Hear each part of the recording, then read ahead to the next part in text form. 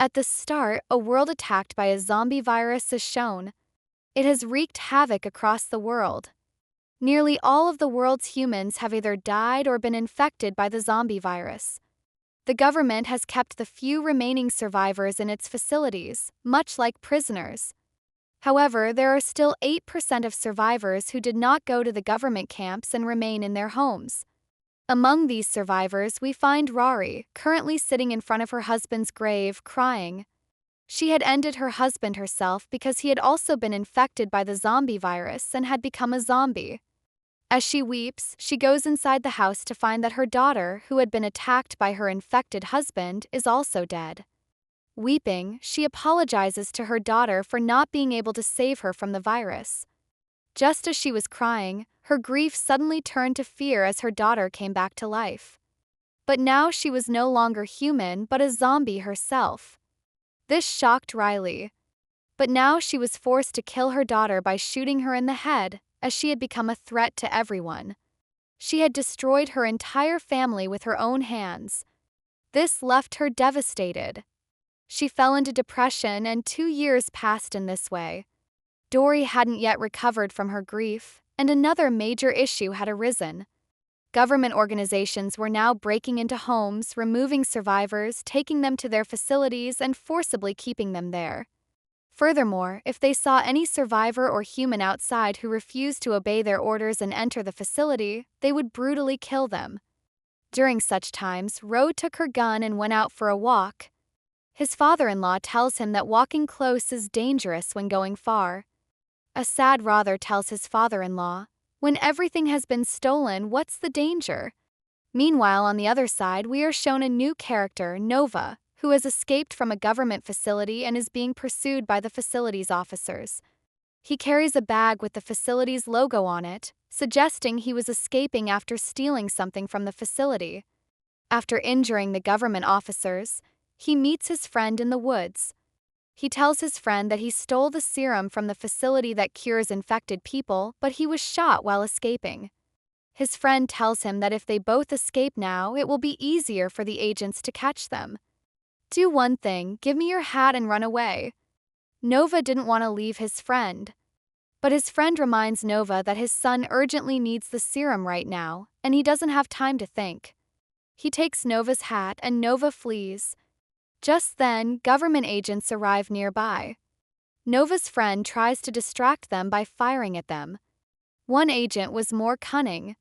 She sneaks up behind him and points a gun at him. As soon as Nova's friend looks back, she hits him on the head with the butt of the gun, knocking him unconscious. When the man regains consciousness, they confront him about Nova. But Nova's friend refuses to speak about Nova, and Logan, the agent, becomes enraged. Nova, who had been a long way away, hears the gunshot and realizes his friend has been ended. Saddened, he too moves on. Here we are again shown Rori sitting by the river, lost in memories of her daughter. The grief had driven her mad, and now she thought, why not go back to where her family was? Why not kill herself? With this thought, she places the gun right at her neck. Just before she shoots herself, she hears a strange sound nearby. Turning around, she sees a horse with a bag belonging to the same organization hanging from it. The sight of it made her heart race, and then she sees a wounded man nearby. She pulls him upright and sees it was Nova. Nova's condition has deteriorated to the point of unconsciousness. Rori sees that his gunshot wound has also worsened. He was about to die at any moment, but he hasn't. Rori, terrified, runs away. But after a short distance, her heart stops her. A strange fluttering sensation grips her heart. Now she brings Nova home on Nova's horse. Rori had brought her and thrown her in his stable. When Rori checked her back, he found a vaccine in her Indra that could cure infected people. Seeing the vaccine, Rori was delighted. Then she remembered that it was too late. She had ended the infected people associated with her. So she put the vaccine back in Nova's bag. When Uncle Gay returned in the evening, Ro, frightened, told him about Nova. Seeing Nova's bag, Uncle realized that Nova had escaped from the organization. He was now angry at Rory's foolishness because the organization could have found them while searching for her, and now both of them, along with Nova, were in danger. Locking the stable door, he told Reese to leave her somewhere far away from here in the morning. This made Rory extremely sad. Uncle tries to cheer her up at the dinner table, telling her that he'll go to the city in a few days and buy some CCTV cameras for their house to increase security. But Ro rebuffs him, asking, "What's there to protect in this house?" With that, Ro goes into her daughter's room and starts crying, clutching her toys. Flashbacks reveal that the day Ro ended her husband and daughter was the day they were infected. Ro's daughter's birthday was the same day they were waiting for Rory's husband, who had gone out to help those infected. When he returned, he was also infected and he attacked his daughter, infecting her as well. Ro was forced to kill her husband and then her daughter herself. While Rory was lost in her thoughts, she suddenly heard a commotion outside. She stole the key to the stable from her uncle's room and went outside to look. Nova's horse seemed restless in the stable, and Nova wasn't there. Before Rory could look around, Nova came from behind and silenced her with a hand over her mouth. Before they could talk, zombies, hearing their scent, came toward the stable. Ro was terrified by their presence. As Nova and Rory went to close the stable doors, a zombie grabbed Ro, about to kill her. But Nova took Rory's gun and shot the zombie in the head, saving her. After things returned to normal, Rory asked Nova, "Are you a government agent?" Nova replied, "No, I'm not one of them. Give me my bag." Rory knew why Nova was so anxious about the bag. She told her, "Don't worry, your bag is safe too." To demonstrate this, she brings him inside the house. Once inside, she gives Nova water to drink and food to eat. Nova was in a lot of pain. Dory also cleans his wound. Immediately, Nova talks about leaving. Dory tells him to stay here tonight. "In your condition, you won't even be able to reach home. If you rest and gather strength tonight, you'll easily reach your destination." Nova tells Ro that it's very important for him to go. "My son was infected 2 days ago, and I need to save him at all costs, and that's why I stole this serum." Dory promises him that she will definitely help him get home, and with this, convinces him to stay the night. When Nova wakes up in the morning, Uncle is standing there, gun pointed at him. Hearing the noise, Rori also comes out. She stops Uncle and asks, "What are you doing?" Nova isn't a government agent. Like us, he's a survivor stealing the serum for his infected son. He's so much better than me. He's trying to save his son while I ended them both. Uncle becomes emotional as he listens to Dory's words and doesn't say anything to Nova. Dory begins changing Nova's shirt, and Uncle notices that Nova's breathing is much labored. His chest is full of air and he would soon die. They didn't have a doctor nearby. Therefore, Uncle takes the risk of such a huge task himself, performing a delicate cesarean section on Nova's chest to remove the air from his chest. Nova's condition has improved. He's breathing well, but he's lost consciousness due to excessive bleeding.